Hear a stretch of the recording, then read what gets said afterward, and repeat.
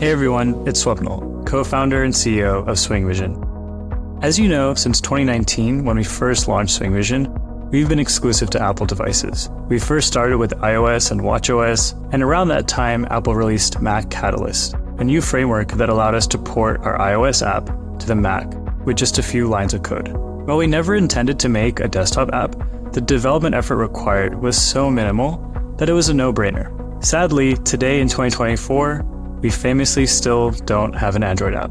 So I wanted to give you an update on our progress. Firstly, I want to emphasize right off the bat that we've been trying to bring SwingVision to Android for 3 years. We have an email thread with engineers at Google dating all the way back to 2021 when they first reached out to us asking to bring SwingVision to Android.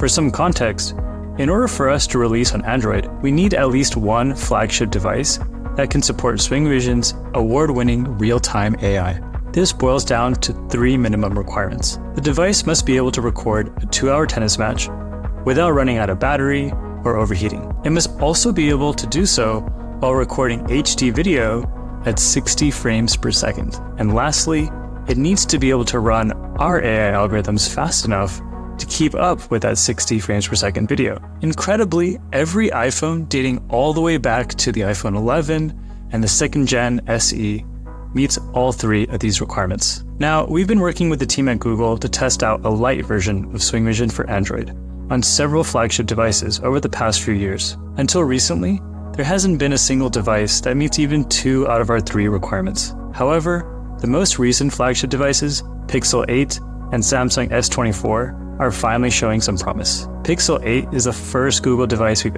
ever tested that could record 60 frames per second for 2 hours without overheating. S24 is the first Samsung device that finally lets third-party developers access the camera at 60 frames per second. As a result, we now have at least 2 flagship Android devices that meet 2 out of our 3 requirements. Unfortunately, both of these devices are unable to run our AI algorithms fast enough while simultaneously recording 60 frames per second video. Now, if you look online, there are benchmarks like Geekbench ML, which show that these devices surpass iPhone 11 in terms of raw AI performance. But those results are based on controlled tests without the camera running. So, does this mean SwingVision won't launch on Android in 2024? Not quite. There are some things that we can do to convert our AI algorithms into a format that's more optimized for Android hardware. The Android team also believes that there are optimizations that they can make in their camera capture process to free up more resources for our algorithms to run as fast as possible.